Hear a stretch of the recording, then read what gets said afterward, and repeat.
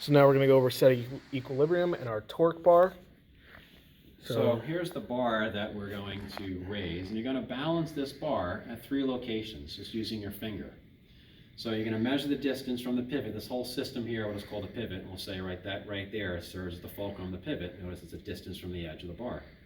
And so I have my finger here holding it up, and you'll measure the distance from this spot here.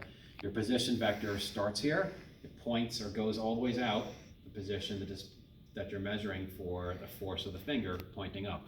And so the force of the finger is pointing up, this distance from here.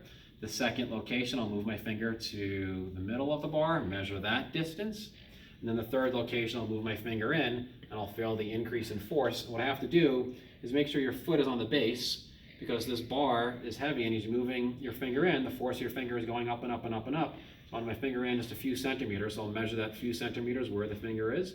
And then from that information, I can calculate the force of my finger, make sure the foot's on there to hold it steady, and that the bar is protruding out the other end. So you're not measuring the length of the bar to your finger, you're measuring from pivot to where the finger is. The bar will be weighed. We have extra bars.